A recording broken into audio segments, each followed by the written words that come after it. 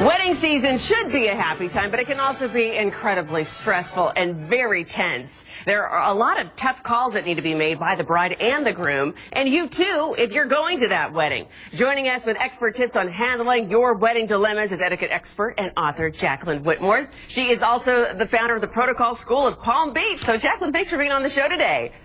So, thank you, Natasha. You bet. Hey, one of the hardest things for a couple, it has to be calling off the wedding. Some people even get married because they're scared to. So if you want to call off your wedding, what's the proper way to do it? I would suggest doing it as soon as possible. And if you're going to do that, you definitely need to let people know in writing. But if time is short, I would ask family members or friends to help you call those people you've invited and let them know as soon as possible. And if you have been invited to a wedding and it has been called off, it's your obligation to return the gifts if you're the bride and the groom. Oh, do you have to do it right away, or can you play with the gift for a while? No, you can't play with the gifts. Okay. You can't open them. You've got to send them back.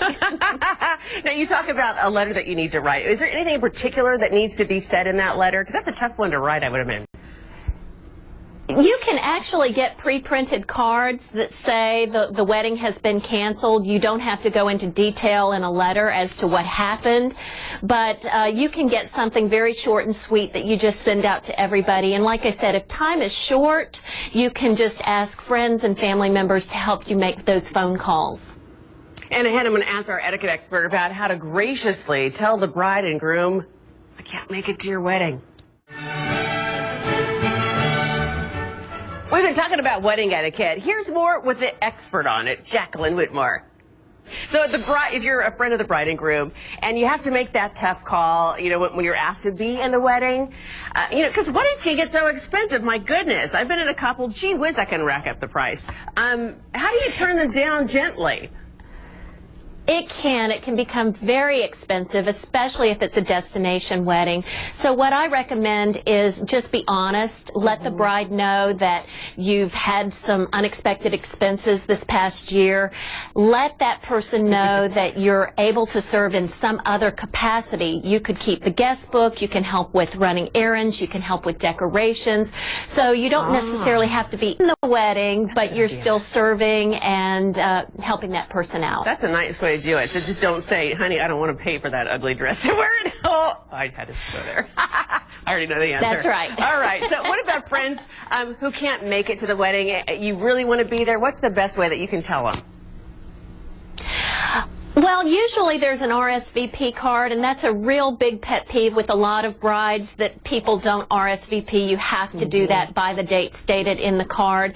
And I would recommend doing that by that date. And if it's a very good friend and you just can't make it, let that person know, maybe give them a phone call and say we have another obligation or we're not able to come this year, but always remember to send a gift. Yeah, and if you are going, don't put, if they, you know, they give you 2 slots, don't add extra, like, oh, I'm bringing 5, right? That's so tacky. Well, that actually happened when I got married many years ago. Someone said, yes, I'm coming and I'm bringing 4 friends. And I actually had to make the phone call and say, it's you and a guest. I'm sorry you can't bring your 4 friends. And he didn't show up. Oh, yeah. That may have made it easier, though. Anyway, I'm so rude. We need you around. Okay, quickly here. What about adult-only receptions? How do you tell people tactfully? I would prefer you leave the kids at home. For me, maybe I'm too tacky. I just said right out front on the invitation, please, you know, no kids, no children. Is that bad? Well, you don't put no children on the invitation. What you would do, and this also happened to me, by the way, we had an adult-only reception. I put a little piece of paper in the invitation, and I called my family who had small children, and I said, we're providing child care. Yes. Yeah, I went to one that recently. Very generous. That's very gracious that when people actually do that. That's a great idea. I'm so glad we have you here, Jacqueline, to keep us all just straight here on what to say and what to do. We need it. Thank you. Anytime. Thank you. And you know what, too? You can also head over our website, HLNTV.com, for everything else you need to know to get ready for wedding season.